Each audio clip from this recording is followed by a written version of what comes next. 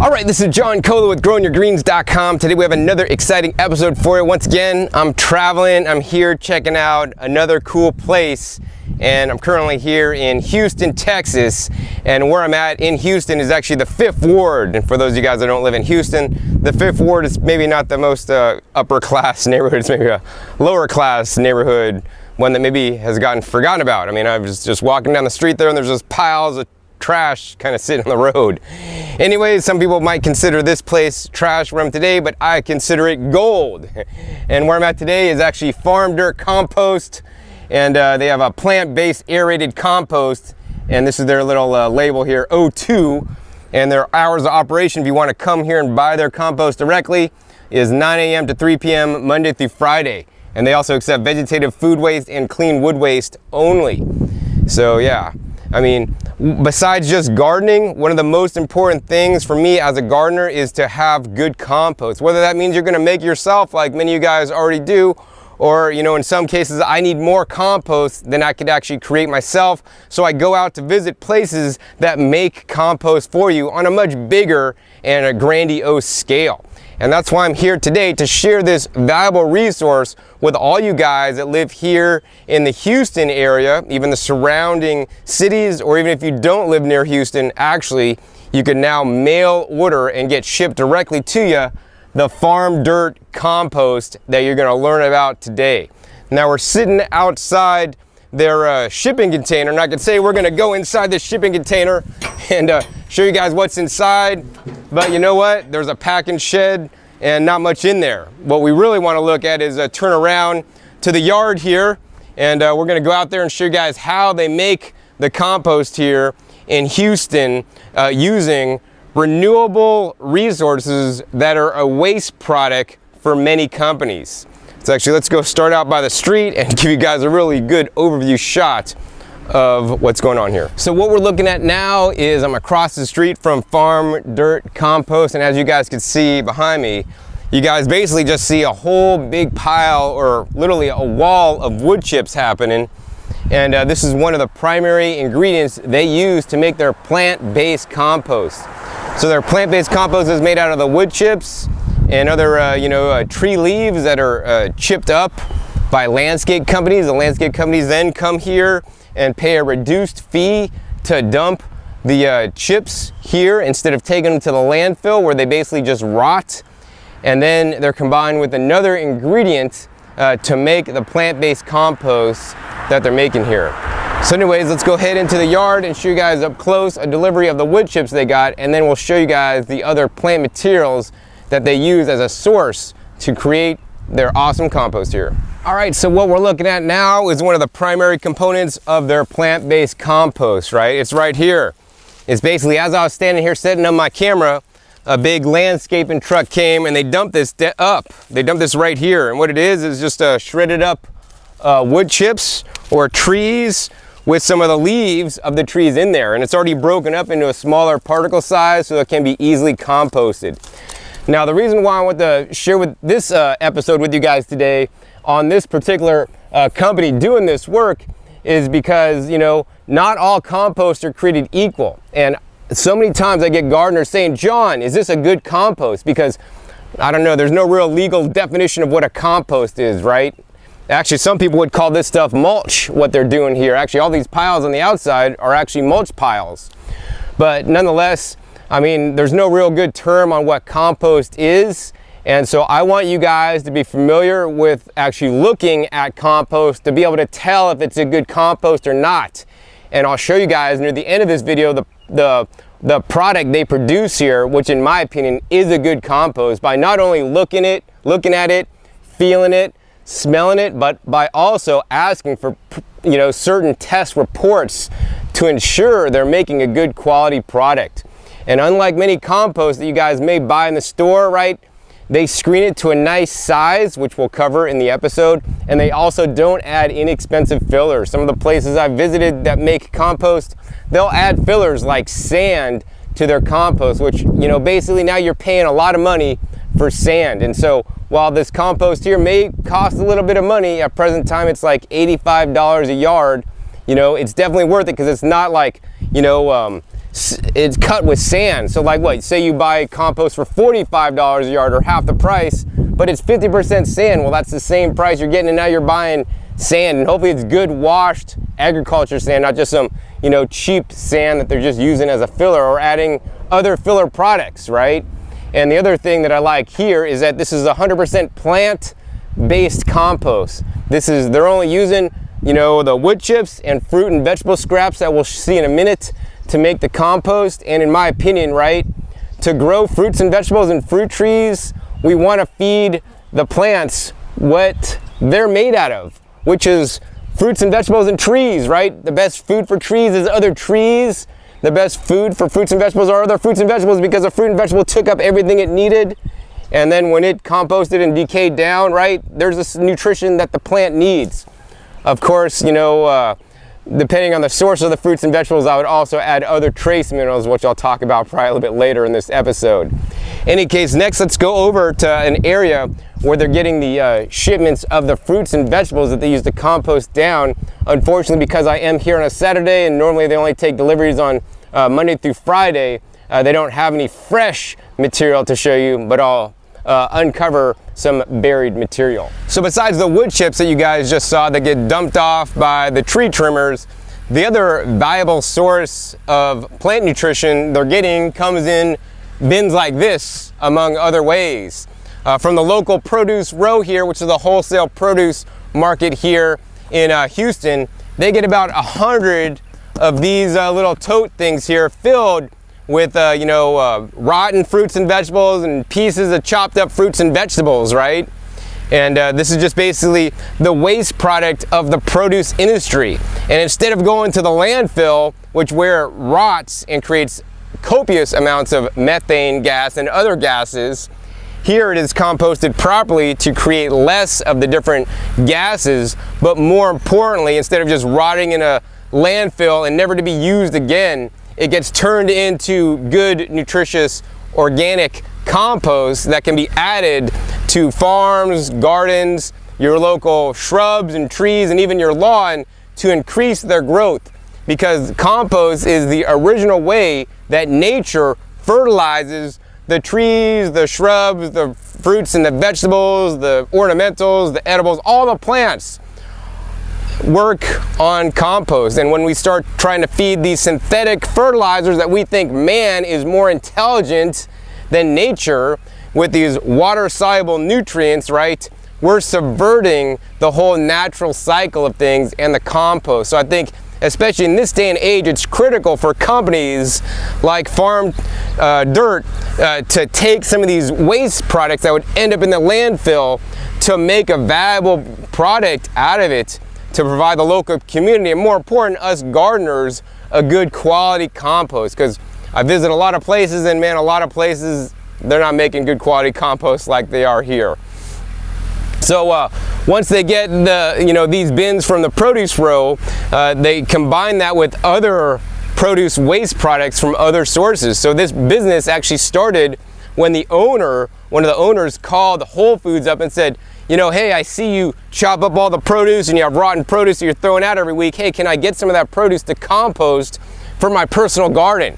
And Whole Foods is like, no, there's like liability issues and all this kind of stuff. And anyways, one of the owners has a yard in a landscaping company to like make compost, and then he called back Whole Foods later and said, hey, well, I have a facility to take your compost or your food scraps to compost. And then once Whole Foods heard, oh, you have a facility, then they knew like some of the legal issues might be diverted, and then they're like, yeah, you could have our compost. And now that was 3 years ago when they started this business. And I do want to say that if you think, John, that place you're visiting looks real familiar. I saw you're at an episode at the last Organic Outpost in Houston, and you visited this same yard. Well, right. At that time, I showed this yard because this is the compost that the last Organic Outpost uses, but it's a separate entity making compost, for their next door neighbors and the community at large to purchase and buy and to,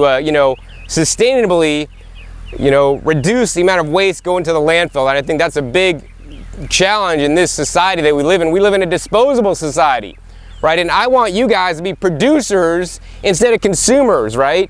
produce your own compost instead of come here. But of course, if you can't do that, you know, and produce your own, come here and support them, because they are producing something that would have normally, you know, just went to the landfill and been more of a, you know, in that whole consumption, mass consumption craziness cycle we have. So yeah, they get the Whole Foods produce scraps, as well as the local school district, right? The local school district here wants to be one of the greenest school districts, and they're working with different schools in the school district to take their compost and then compost that here and create an amazing compost. So anyways, let's go ahead and show you guys how the process specifically works with composting the wood chips and the food scraps. All right, so what you're looking at now is an active compost pile. I'm sitting on it and I can actually feel that it's nice and warm.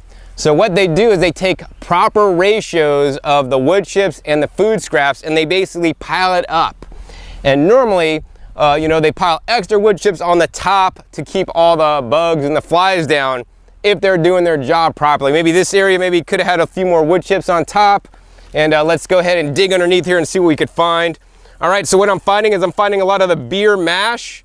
So like the brewery process, places that make brews and things, they have the brewery waste. Kind of smells like oatmeal. And then underneath here, if we look further, we're finding like big pieces. Wow, this is actually quite warm of watermelon and just other fruits and vegetables in this mixture here. We're gonna go ahead and try to mix that back up for them. But basically, that's what composting is, right? You add some carbons and the right ratios of nitrogen. The carbon is the wood chips, the nitrogen is the food scraps and some of the leaves and whatnot, and compost happens. So composting is not rocket science, right? One of the great sayings is compost happens. Even if you don't get the ratios right, everything will break down over time. That being said, it's very important to them here at Farm Dirt to you know, minimize their composting cycle time, because they get shipments in every week, lots of materials in, and they gotta, as fast as they move this materials in, they want to be moving it out, otherwise they're going to outgrow their small little space here. So they've done procedures and they're constantly improving their process to make it more efficient. Since I've been here just a couple years ago, looks like they're really improving their process a lot. And they got some upcoming changes that they talked to me about that's even gonna, you know, take them to the next level that I might mention you guys later in this episode. Anyways, one of the processes to increase the productivity and decrease the amount of overall processing time is aeration of their piles. I cut off a week from their total processing time, which is from apples as they come in, rotten apples, to the dirt that goes out. It's 60 days. So you guys at home should be able to produce a good compost in 60 days. I've been able to do it in a little bit over a month with my Joraform teeming composters, but even on this massive industrial scale where they just have piles and piles of wood chips and food, in about 60 days, you know, they have a finished compost product to sell. So yeah, let's go head over to you know, one of the ways they speed up the composting process. So one of the ways they speed up the composting process is by active aeration. What you see in this little box here, little house, that's not a dog house, it's a blower house. So this house houses a blower that has electricity plumbed into it, and then basically this blower comes out into this big PVC tubing that then goes down, and as you guys can see, it just gets distributed down into these big pipes that then have a perforated tubing go underneath the compost piles that, you know, are sitting maybe 5-6 feet tall, and basically that forces air underneath it and forces the air up through the compost. And what this does, this feeds the microbial action in there, right? The compost bacteria love air, and when they get air, it's like us eating some chocolate cake. Well, actually, I don't recommend eating chocolate cake. How about eating some chocolate persimmons? And we're so happy and so excited and we're full of energy. We could do a lot of stuff. Well, when the bacteria gets air, they work overtime, man. They're so happy they're working faster so they could shave a week off their, you know, the time that it takes to make the compost. Because that's what it is, what it's all about here, right? Improving processes to make the time of the inputs coming in and going out shorter so that they could actually start producing more in less time. Now, the next thing I want to do is actually take you guys over to maybe another space in the yard and show you guys another tip they'll be soon using to decrease the composting time. So here I am again, sitting on a mound of not compost, but activated mulch. This mulch here is not just the standard mulch that you'd buy of wood chips, right? Even though it looks like nice and dark and brown, like some of them things are painted, right? At your local big box store. This is actually activated mulch. And what this is they take their finished compost product, they run it through their sifter that I'll show you guys in a minute, and sift out all the 1/4 inch and below small particles. This is what gets bagged up and sold to you, right? A lot of compost places might only sift down to 1/2 inch, right? And then they're leaving a lot of chunks. I don't like a lot of chunks in my compost. So all their chunks go into big piles like this that then they sell as activated mulch. I think it's about $45 a yard. And this is the mulch that you guys want if you guys want to like add nutrition, but also a mulch to your fruit trees and other trees around your property, right? The reason why this is activated is because it's already gone through the composting process. It was in one of those big piles that you guys saw earlier, but it's not the finished product they're selling directly. This is basically, while it does have a lot of little fine particulate compost still in there, this is the larger chunks. But these large chunks have already been inoculated with the bacteria and the fungi that's in there. As you look at it, and as I'm looking at it now, there's bacteria and fungi working on this stuff, breaking it down and breaking up the constituent parts into plant nutrients for your trees and shrubs and things like that, right? So if you are going to be using a mulch, right, instead of just getting wood chips that are not inoculated or even starting to break down yet, and you have to go through that process, it'd be a lot wiser to get something like this that already has the process. Now, why am I telling you this? Because when they start a new pile of compost, they take a good percentage of this inoculated mulch stuff that actually has the activated bacteria and fungi and all little microorganisms that make the compost. They add this to the virgin wood chips and the food scraps, so that now it basically kick-starts the process, kind of like using a starter culture if you're doing fermented foods. And this is another thing that I recommend for you guys as home gardeners making your own compost, right? You could use your mulch that you screened off your last batch of compost, but I like to put in a scoop or two of my last batch of compost in my new compost. That'll just make things happen a lot faster. I don't know if you guys can see this, but as you guys can see, there's like compost wall above me. Maybe I should have maybe moved the camera back a whole bunch. But there's a big whole compost wall behind me.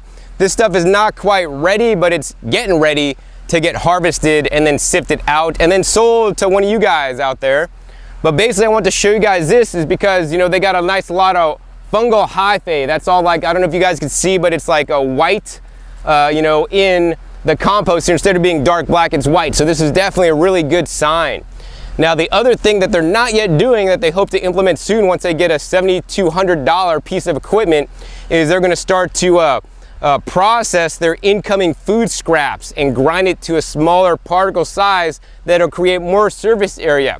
And at the same time, they're gonna pull off some of the excess liquid off the produce that then they could take and use to inoculate their, you know, and make compost teas and inoculate their soil, and so that they don't have to deal with so much extra liquid in their compost, and they could really dial in the amount of wood chips to ground up plant matter, or, you know, fruit and vegetable scraps.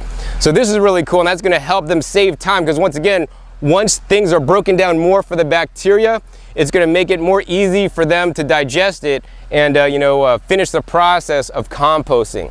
Now, you know, I talked to them about this, and they're not going to be basically shredding up their wood chips. They have done you know, studies on grinding up their food scraps, which worked really well, and they have home food scrap grinders for those of you guys that do home composting to speed up your composting process.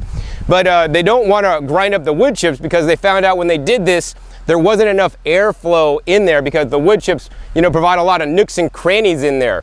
And when they grind up the food scraps, so food scraps will now attach to the different pieces of the wood chips and compost faster is what they're thinking, and they'll be more efficient in their process and be able to save actually a lot of space. So they'll be able to move it more you know, wood chips and produce in, and more importantly, move it out quicker. I think the next thing I want to do is actually show you guys some of the finished compost that they produce here that has not yet been screened. So now I'm sitting on another pile of what? Plant-based compost. I hate when I go to places that have cow-based or manure-based or chicken shit-based compost, because it's a lot more smelly than here. Here actually, like this finished compost that I'm sitting on, I mean, it basically has no smell. Maybe I smell a little bit wood something, but mostly it's no smell. And I want to encourage you guys as gardeners out there, to feed your plants other plants. So I encourage you guys to use plant-based compost in general. It's a lot safer to use than animal manure-based compost. Why is this? Well, there can be many challenges with animal manure-based compost. A lot of the stuff you buy at a big box store is, number one, coming from the animal agriculture industry, where they're feeding the animals GMO corn and soy and feeding them antibiotics and things like that, which is not good, because all that is going into the compost you guys are buying, and then that's going on your food. In addition, they may be feeding, or spraying on the GMO corn or soy things like Roundup, things like biosolids, things like chemical fertilizers that may have heavy metal contamination. So that stuff gets run through the cow or the pig, the chicken, the animal, and then when you eat the animal, then you're getting some of that contamination, but it also comes out in their poop. So now when you're spreading the poop on your garden, now you may be getting some of that contamination as well. And let's not talk about E. coli or other harmful bacteria that may be present in animal-based manures if not properly composted or if used in their raw state. And finally, of course, with animal-based manures, you have a higher probability of burning your crops. I've never burned my crops with a plant-based compost here, and actually the compost here, they recommend even you can plant your vegetables in it straight, and try that with some manure-based compost. In general, it's not gonna be as successful as if you use a plant-based compost, and that's why I prefer plant-based compost. Now, of course, if you could source and make your own animal manure compost and you know the ingredients, hey, that's pretty good, but hey, I still like the plant-based compost myself, because that is the natural system. Nowhere in nature do we find big mounds of animal manure that's being used to grow food. There are copious amounts of plant materials used to grow other trees and plants in the forest, but there's no big piles of shit in the forest. There may be some poop here and there from animals that are in the forest that'll be mixed in with all the plants, but no, not the massive amount of poop that's generated due to the massive CAFOs and big industrial animal agriculture, where they're just really needing to get rid of the animal excrement or the poop that may actually cause challenges with runoff and all these things as well. So yeah, so how do you tell if something's a good compost? Because I mean, that happens a lot. John, is this a good compost? And somebody sends me pictures or somebody sends me a description. This is what's in the compost. It's, this and this and this and this. And by looking at something, I can't tell you how good it is, because it tells me what should be in there, but it doesn't tell me what is actually in there until I pick it up, see it, look at it, and smell it, right? In this compost here, I mean, I can see here that this compost is just really nice, rich, and black. Unlike some companies that actually may spray things on their compost to get it to turn darker so that you think it's a really rich compost, they don't do none of that here. I'll tell you firsthand, they don't have the money to buy anything extra to do here. They're basically on a shoestring budget, just trying to keep their bills paid and keep this operation afloat, which is quite sad to me. And that's one of the reasons I wanted to make this video for you guys, so you guys could support them, because they are doing the right thing. And I want more companies like the composting company here, Farm Dirt, to pop up in other cities and other countries even in the world, because this is really the solution to some of the waste that's being produced, some of the vegetative waste matter, wood chips and food waste that account for a big percentage of what's going to the landfill. And this can be diverted to create less gases being emitted into the atmosphere, and to create a valuable product so that more people and farms could grow food with basically the broken down plant material. So yeah, I mean, just looking at this stuff, it's nice, rich and black. And this is the unscreened material here, right? I would never buy this for my garden. And that's a big problem with a lot of composts I see. They have a lot of woody matter in there. And when places don't filter out the woody matter, basically that means they're making more money off you because they're adding things that aren't going to necessarily be totally ready for your garden to use right now. And that's why I like that at this place they screen their finished compost, is what I'm sitting on, and also I'm seeing a lot of that fungal matter with the white in here, the fungal hyphase. They screen it down to 1/4 inch. So let's go ahead and take a look at the machine that they screen their compost with, as well as the finished sexy compost they make here. All right, so what you're looking at now is our huge, gigantic compost sifter. This is one tool that I don't yet have and I would like to get. I don't think I need one this big here because this is for their operation. And as you guys can see, it's got a nice 1/4 inch screen on it. They basically put the compost that I showed you guys just a minute ago up in this big bin right there. They turn this machine on and it runs, and basically all the finished compost drops out the bottom, and then all the chips and that inoculated mulch comes out the other end. And for those of you guys that are looking up to start an operation, you want to get one of these guys. This is called the Sittler, made in Canada sifter. They work really good. This thing's never broken on them. And they're at globalrepair.ca is their website, because I know a lot of people, get these industrial things and they break down. So yeah, this is definitely a well-made unit here. Next, I want to go ahead and show you guys some of the screen material that's coming out that is being rejected from the compost, the finished compost they sell here. All right, so what we're looking at now is the end of the composter here, and what we're looking at is all the reject materials.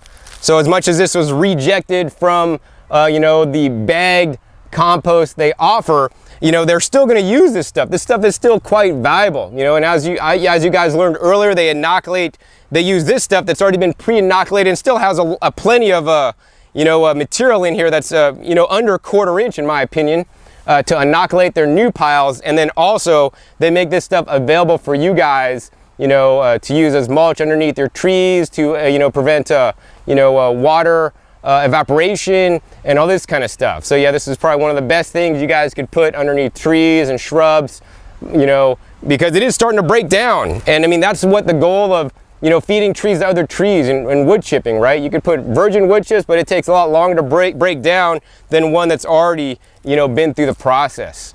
I guess the next thing I want to do is I want to show you guys some of the finished compost. They just finished up the last batch that they did, so I think there's a little bit of remnants that I could actually show you guys of what their finished compost looks like, and share with you guys more about what to look for in a compost when you buy it. All right, so this is what's left. This is their area. Once it gets screened, it goes into here, and this is the bagging area and the area that they sell the finished compost. I don't know if you guys can see it, but basically we just got a nice pile right here behind me, and we'll do a close-up for you guys. This is what a good compost should look like right there. See that? It's nice, rich, and black, right? This is screened to a 1/4 inch size, so that I like that a lot. There's not these big pieces of wood chips or bark and all this other stuff that they add in there. This is pure compost. I mean, it kind of looks a little bit like dirt, but this is not dirt. And you smell it, and it actually has a nice earthy smell. It doesn't stink. It doesn't smell like poop. It doesn't smell like wood chips anymore.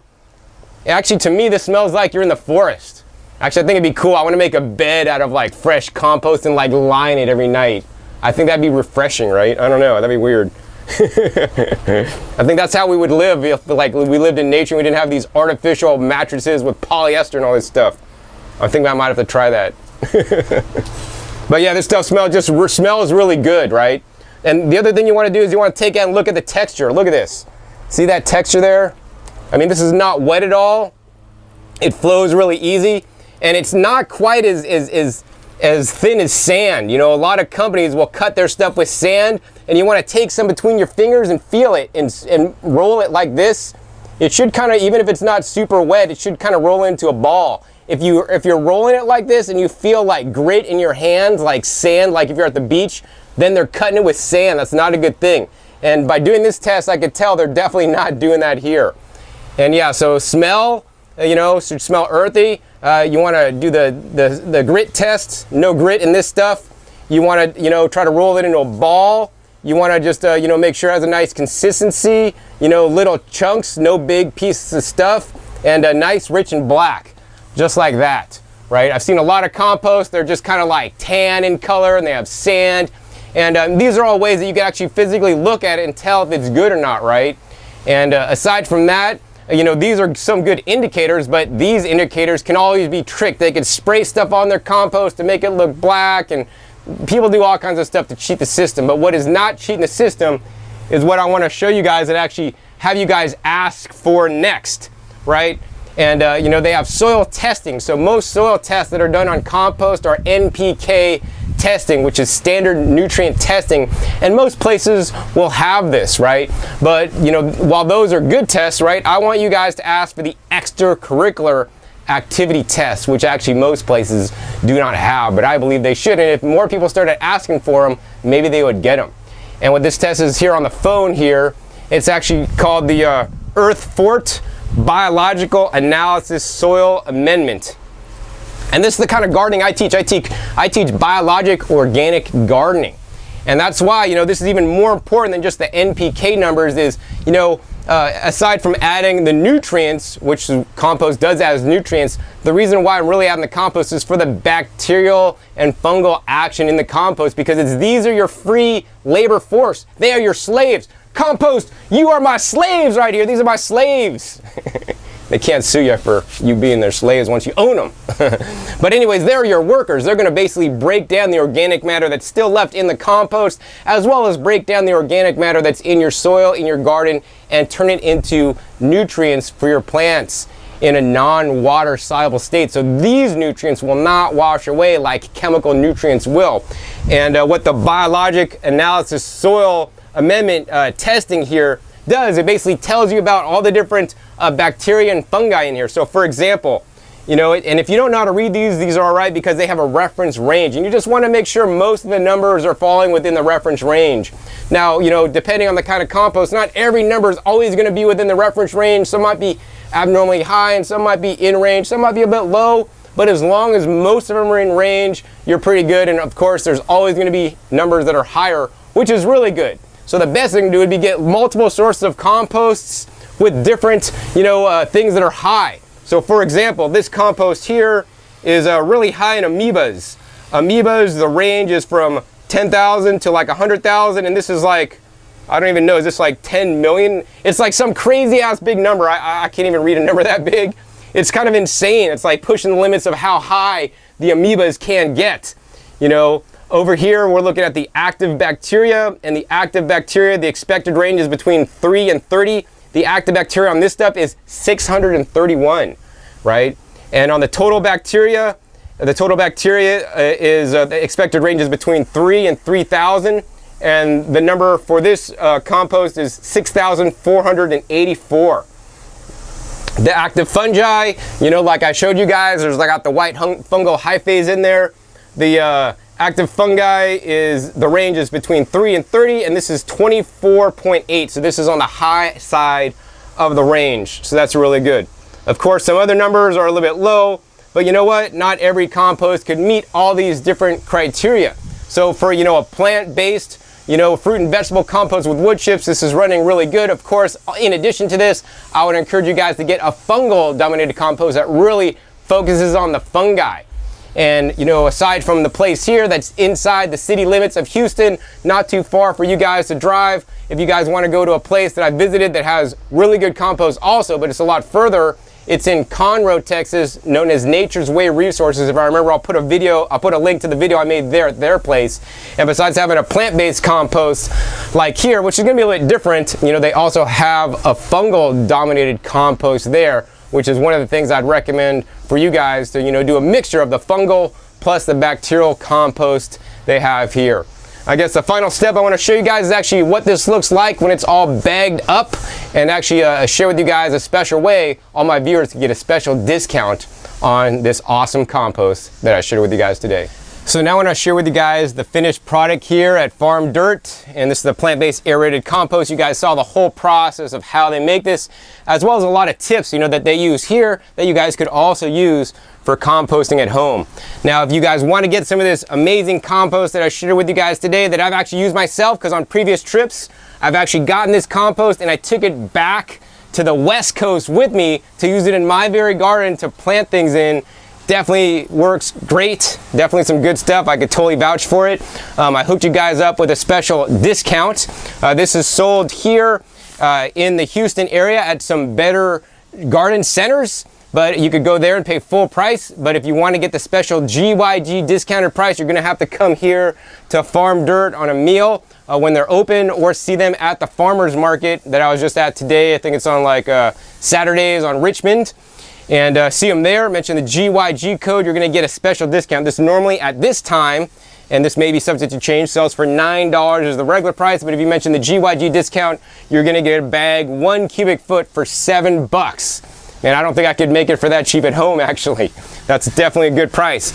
And if you guys want to get a cubic yard, they're not like making a ton of this stuff right now, but also give them a call, mention the GYG discount, and they'll hook you up with a special discount that I pre-negotiated with them, right? And what I really want you guys to know is that they're making a good quality product here. There may be other places that make compost in the Houston area and other places, and they may be cheaper in price, but you know what? A lot of times you guys get what you pay for. This is not always true, but it's definitely true here. You're going to pay some money for the compost here, but you're definitely getting some good stuff that's going to grow some healthy vegetables, fruits, and even ornamentals for you and your family. So I always encourage you guys, if they got some good stuff, support them and support places that are doing good work, like diverting so much of the food scraps and yard waste that would normally just go to the landfill. So I really applaud them for the work they're doing here. This is some dirty work, because the last time I was here, it was raining. Their tractors were stuck in the mud, and I was just getting hammered with rain, and it just wasn't a fun day. But they're out here working, man. Seems like every time I come out here, they're out here working and doing really good stuff here to help the city of Houston be more sustainable, but also help us local gardeners. Now, for those of you guys that don't live in Houston, don't worry, I've also hooked you guys up, right?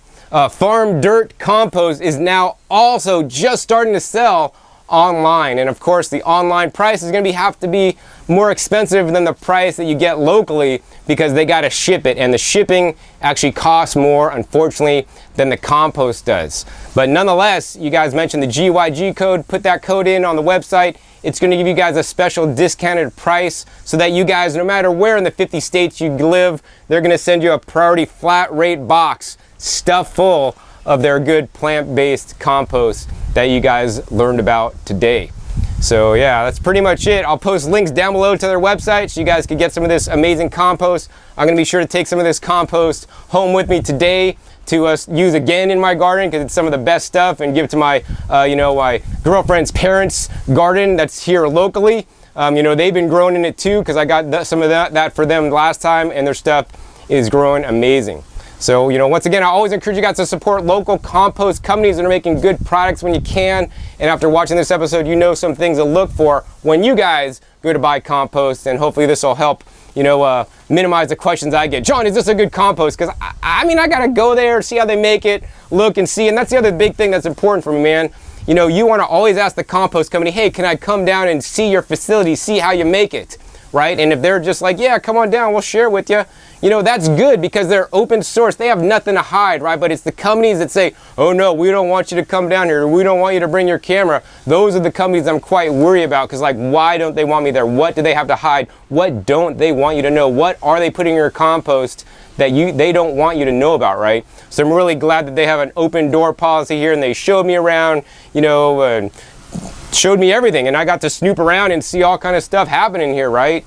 And they got nothing to hide. So yeah, definitely some good compost, some of the best compost I've found here inside the city in Houston. So if you guys enjoyed this episode, learning more about compost, how you guys could make yourself, and how you guys could get some of the best compost here in Houston and in all of Texas, please be sure to give me a thumbs up. In future episodes, when I come back to Houston, I'll come by and make more episodes, maybe interviewing some of the compost makers and the owners and all this kind of stuff. Also, be sure to click that subscribe button right down below to be notified of my new and upcoming episodes. I'm coming out every 3 to 4 days. You never know where I'll be showing up or what you'll be learning on my YouTube channel. And be sure, finally, to check my past episodes. I have over 1,200 episodes now, a wealth of information. I visit different compost yards, how to compost at home yourself, how to grow your food, all aspects so that you guys can be more sustainable and grow food for you and your family instead of eating out of the grocery store. Maybe you're eating out of the grocery store secondhand because you're getting the compost made here. Any case, that's my mission. Hope you guys enjoy this episode. I got to get going. Once again, my name is John Kohler with growingyourgreens.com. We'll see you next time. And until then, remember, keep on growing. All right, this is John Kohler with growingyourgreens.com. Today we have another exciting episode for you, and I'm coming at you once again from the 2016 Heirloom Expo taking place here in Santa Rosa, California. They're going to do it